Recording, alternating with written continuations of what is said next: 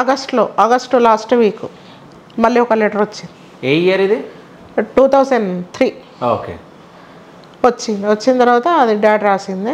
వచ్చిన పర్సన్ కూడా సేమ్ పర్సనే, ఇక మా రిలేటివే కాబట్టి అంత నమ్మకం ఉంటేనే సెకండ్ టైం కూడా పంపిండు అన్నట్టు. అతనితో మేము వెళ్ళినాం, వాళ్ళ ఇంటికి వెళ్ళి ఆ రోజు ఉన్నాం మేము. ఆ రోజు నైట్, తెల్లారి నైట్ ఏమో అమరుడు రంజిత అంకుల్ అని ఉంటాడు, ఆయన కలిసి ఆయన త్రోలో నడిచి చాలాసేపు నడవంగా వీళ్ళు ఉన్న ప్లేస్కి వెళ్ళిపోయినాం అన్నట్టు.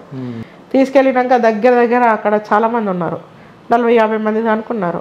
మా డాడీ ఉన్నాడు, రకరకాల ఇప్పుడు గణేష్ అంకుల్ వాళ్ళ మిస్సెస్ అప్పుడే నేను ఆమెను చూడడం, జిలాని బేగం, ఆమె కూడా అమరాలైంది.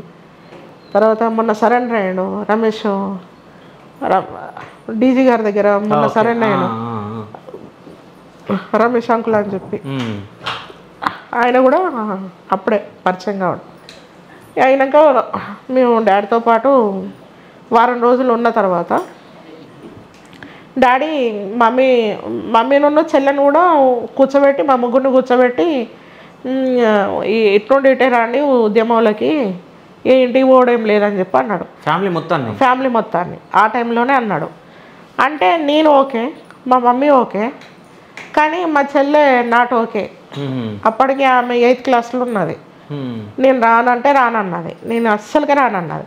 రానంటే ఏం చేసిండంటే ఒక ప్లాన్ వేసిండు. మా నానమ్మ తాతయ్యని పిలిపించిండు, అక్కడికి పిలిపించి, ఇప్పుడు మాకు అక్కడ ఉన్న ల్యాండ్ ఉంది కదా, అది ఆమెకు ఫ్యూచర్లో పెళ్ళి చేయాలని అనుకుంటే, తర్వాత ఎడ్యుకేషన్ పర్పస్లో కూడా మేము బతుకున్నంత వరకు మేము చూసుకుంటాం, మంచి చెడు అంటే కేవలం పార్టీ ఏం ఆలోచిస్తుంది, పిల్లలకి ఎడ్యుకేషన్.